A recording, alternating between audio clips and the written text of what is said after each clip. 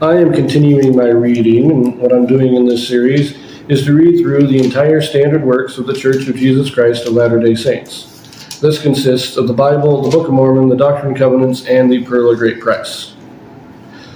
I am reading in a chronological order of events, not according to publication or volume, so I will be skipping around a little bit as I move along. Right now, I am in the first book of Samuel, chapter 17. This is a very long chapter, and I will be dividing it into two different videos for that reason. So, let us get to it. Israel and the Philistines engage in war. Goliath of Gath, a giant, defies Israel and challenges any Israelite to personal combat. David goes against him in the name of the Lord. David slays Goliath with a sling and a stone. Israel defeats the Philistines. Very famous story. Let us see the details. Let's see if we remember all the details. Now the Philistines gathered together their armies to battle, and were gathered together at Shochoh, which belongeth to Judah, and pitched between Shochoh and Azekah, in Aphes-dammim. And Saul and the men of Israel were gathered together and pitched by the valley of Elah, and set the battle in array against the Philistines. And the Philistines stood on a mountain on the one side, and Israel stood on a mountain on the other side, and there was a valley between them. So this is just describing the layout of the battle. Continuing on, verse 4. And there went out a champion out of the camp of the Philistines, named Goliath of Gath, whose height was 6 cubits and a span. And he had an helmet of brass upon his head, and he was armed with a coat of mail, and the weight of the coat was 5,000 shekels of brass. And he had greaves of brass upon his legs, and a target of brass between his shoulders. And the staff of his spear was like a weaver's beam. And his spear's head weighed 600 shekels of iron. And one bearing a shield went before him. And he stood and cried unto the armies of Israel, and said unto them, Why are ye come out to set your battle in array? Am not I a Philistine? And ye servants to Saul, choose you a man for you, and let him come down to me. If he be able to fight with me and to kill me, then will we be your servants.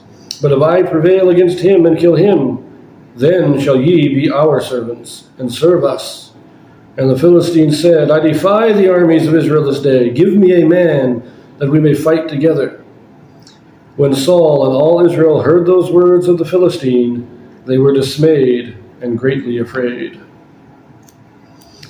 Now this shows us again that Saul puts more trust in his army than he does God, because he sees Goliath and he is scared. Well, somebody who put his faith in God would not be scared of Goliath. But I want to just look at a little bit of the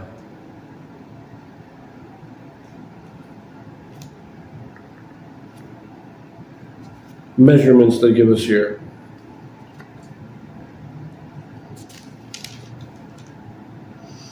A shekel,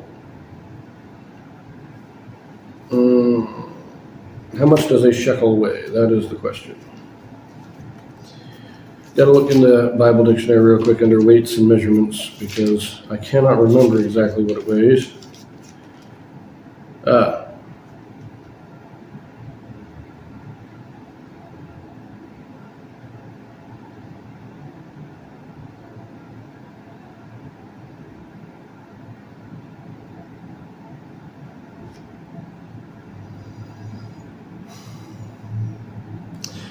You know, sometimes I wish they would put these things in proper measurements instead of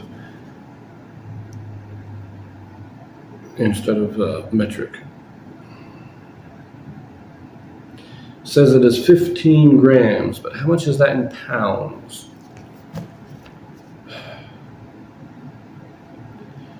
But anyways, 5,000 shekels would be 75,000 grams. That's so 7 kilograms, 7.5 kilograms. That's pretty good. 600 shekels would be 9,000 grams. So no, 5,000 wouldn't be 7,000. No, 5,000 would be 75,000. Anyways, weighed a lot. We'll just say that.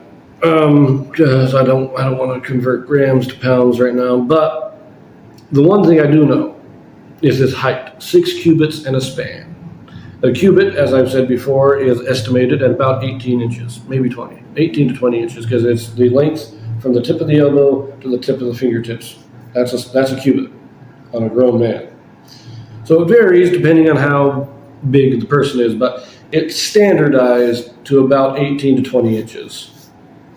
And then a span is the distance. You span your hand out, distance from tip of the pinky to the tip of the thumb. That's a span. That is usually, I believe, 9 inches. So 6 cubits times 1.5 feet, that is 9 feet plus 9 inches. He is almost 10 feet tall. In comparison, I think the tallest person on record, not counting Goliath, was like 8'7". Big guy. Anyways, let us continue. Verse 12. Now David was the son of the Ephrathite of Bethlehem, Judah, whose name was Jesse, and he had 8 sons, and the man went among men for an old man in the days of Saul. And the 3 eldest sons of Jesse went and followed Saul to the battle, and the names of his 3 sons that went to the battle were Eliab, the firstborn, and next unto him Abinadab, and the third Shammah, and David was the youngest. And the 3 eldest followed Saul, but David went and returned from Saul to feed his father's sheep at Bethlehem. And the Philistine drew near morning and evening, and presented himself 40 days. And Jesse said unto David his son, Take now for thy brethren an ephah of this parched corn, and these 10 loaves, and run to the camp to thy brethren, and carry these 10 cheeses unto the captain of their 1,000, and look how thy brethren fare, and take their pledge. Now Saul and they and all the men of Israel were in the valley of Elah, fighting with the Philistines. So, in other words, Saul made David his armor bearer and his court musician. Then the Philistines attack. So Saul leads the army against the Philistines, and they're all arrayed. Philistines over here, Israelites over here, valley in between, all that good stuff. David's 3 oldest brothers are with the army of Saul. But when Saul left his home to go to battle, David returned to his own home, to his father's house in Bethlehem. After 40 days, no word has come on how the battle went, or if it's even been fought yet. And so Jesse sends David to go take food, take provisions to his older brothers, and get word, find out what's going on. Verse 20. And David rose up early in the morning and left the sheep with a keeper, and took and went as Jesse had commanded him. And he came to the trench as the host was going forth to the fight, and shouted for the battle. For Israel and the Philistines had put the battle in array, army against army. And David left his carriage in the hand of the keeper of the carriage, and ran into the army, and came and saluted his brethren. And as he talked with them, behold, there came up the champion, the Philistine of Gath, Goliath by name, out of the armies of the Philistines, and spake according to the same words. And David heard them. And all the men of Israel, when they saw the man, fled from him, and were sore afraid. And the men of Israel said, Have ye seen this man that come up? Surely to defy Israel is he come up, and it shall be that the man who killeth him, the king will enrich him with great riches, and will give him his daughter, and make his father's house free in Israel. And David spake to the men that stood by him, saying, What shall be done to the man that killeth this Philistine, and taketh away the reproach from Israel? For who is this uncircumcised Philistine, that he should defy the armies of the living God? And the people answered him after this manner, saying, So shall it be done to the man that killeth him. And Eliab his eldest brother heard when he spake unto the men. And Eliab's anger was kindled against David. And he said, Why camest thou down hither? And with whom hast thou left those sheep? those few sheep in the wilderness? I know thy pride and the haughtiness of thine heart, for thou art come down that thou mightest see the battle. And David said, What have I now done? Is there not a cause? So what's going on here? Just briefly, David comes into the army. He's looking for his brothers, and then Goliath steps in, as he has done every day for 40 days, and makes this challenge, defying Israel and defying God. And David's like, wait a minute, what's going on? Why is nobody doing anything? What are we going to do about this? And what kind of reward is there for whoever kills this guy? Because we got to do this. We got to kill him. And they tell him, oh, there's a great reward. Saul's promised to give riches. He's going to give his daughter in marriage. And if the guy that kills him is not a free man, he's going to be made free. These are the rewards that Saul has promised for whoever can defeat Goliath. But his brothers hear him asking about it. And they get upset. They get mad. And they're saying that the only reason David came was to see the battle. I think they're not accusing him just wanting to see it. But they're accusing him of trying to win glory for himself. He's not there to just watch the battle. He's there to join in the battle, to earn himself a name. And David said, when he says there, is there not a cause? David's saying, I have said nothing wrong. He presented the challenge. I have a reason for saying that somebody needs to kill this guy. This isn't for my own glory. We need to do this. Anyways, 2 more verses for this video, and then we will move on. Verse 30. And he turned from him toward another, and spake after the same manner. And the people answered him again after the former manner.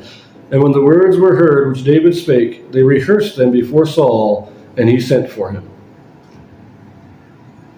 So David's really telling everybody, look, we need to kill this guy. He is defying Israel. He's defying the living God. We cannot let this stand. We need to kill him. And he keeps telling me, he tells his brothers, somebody needs to go down and kill these guys. Kill this guy. And his brother, oh, what are you doing? Trying to be a hero?